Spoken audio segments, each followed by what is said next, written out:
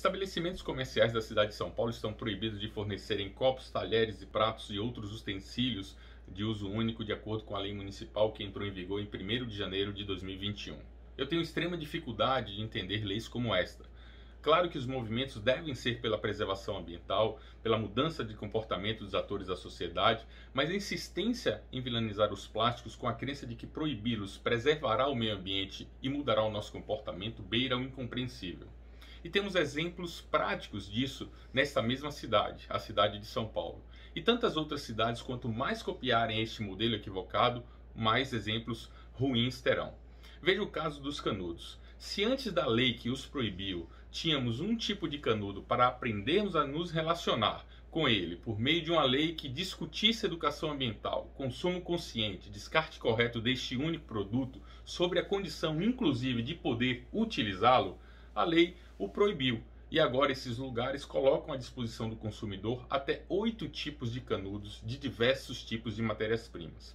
Resultado, o óbvio. Continuamos consumindo exageradamente e descartando equivocadamente os canudos, sem qualquer campanha de conscientização nos locais que os oferecem ao cidadão. E há de ser pior, pois as matérias-primas substitutas não oferecem qualquer vantagem do ponto de vista ambiental quando comparadas aos plásticos. Matérias-primas alternativas são até 460% piores do que os plásticos.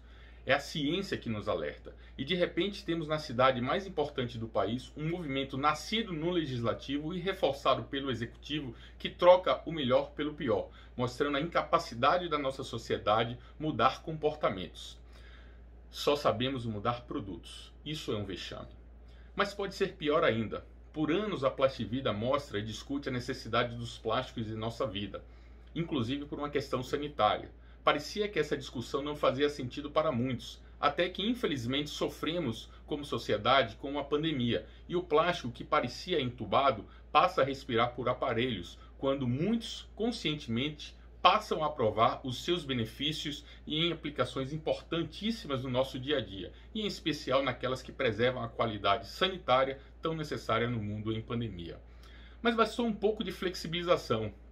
E a gente passou aí as ruas e verificamos que produtos importantes para a nossa saúde, que contribuem para reduzir a proliferação da Covid-19, fossem vistos nas mesmas ruas, como luvas e máscaras. Não por serem de plástico, mas porque teimamos em não evoluir, em não nos educar, em não sermos melhores com o meio ambiente. Ao contrário, temos uma lei em São Paulo que vai contribuir definitivamente para o aumento dos riscos sanitários e de saúde em diversos setores que serão impactados por essa lei descabida.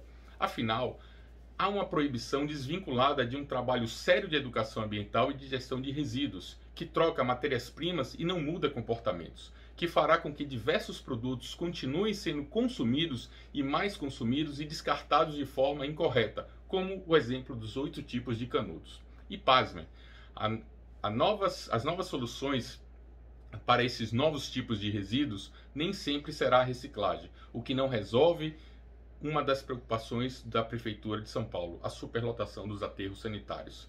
É dessa forma que a lei ganhou força entre os que apoiam, detonar um produto vilanizado de forma equivocada, por pura incompetência da sociedade em gerir consumo e resíduo, sob a argumentação de que ela promove a economia circular.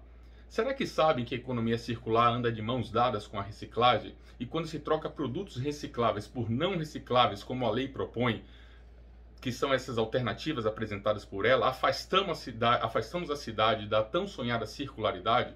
Parem e pensem no equívoco que estão cometendo. A lei só terá aplicabilidade quando for regulamentada, e o prefeito tem sinalizado à imprensa que não o fará tão cedo. Espero que ele tenha parado e pensado no equívoco que cometeria se a regulamentasse neste momento.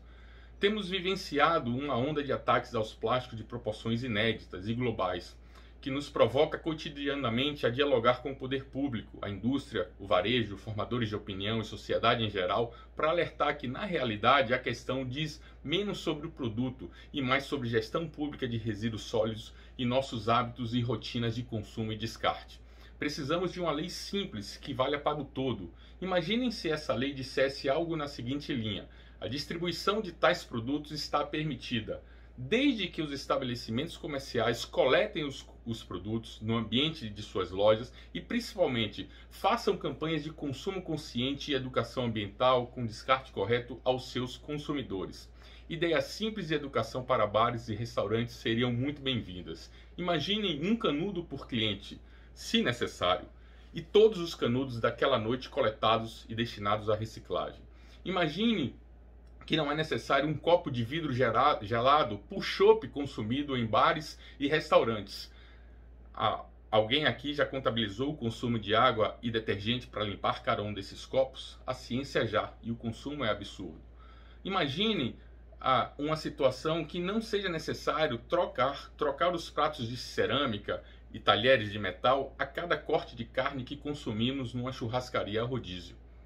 Vale o mesmo raciocínio da água, e de repente temos produtos que não são de uso único sendo cotidianamente utilizados como se fossem de uso único, ou como se fossem descartáveis. No mundo sem plástico, a sociedade seria privada de uma série de benefícios, e isso não temos dúvidas, como higiene, praticidade, economia e saúde. A carência de informação correta e os modismos aumentam a velocidade de propagação de notícias falsas relacionadas com o meio ambiente, e o vilanismo ao plástico só agrava o quadro. A vilanização ou banimento de um determinado produto não promove a mudança no hábito das pessoas no que diz respeito ao consumo responsável e ao descarte correto. O que faz isso é educação ambiental. Proibir também não sensibiliza os estabelecimentos comerciais, bares, restaurantes, dentre outros, lanchonetes, a separarem os resíduos para a reciclagem. Não incentiva o poder público a ampliar a capilaridade dos serviços de coleta seletiva para que os recicláveis cheguem às cooperativas e recicladoras, setores que geram emprego, renda e tributos. Destaque-se que hoje a indústria de reciclagem de plástico atua com ociosidade por falta de matéria-prima a ser reciclada. Ou seja, de fato, todos perdem. A questão sobre a preservação ambiental precisa ser... As questões sobre a preservação ambiental precisam ser encaradas com conhecimento técnico, maturidade e responsabilidade por todos os atores envolvidos, cidadão, indústria, varejo, poder público, ONGs e outros, para que se fuja dos modismos e se busque transformações perenes. É uma pena que as cidades que acolhem todos expulsem o plástico porque todos são incapazes de aprender a lidar com ele.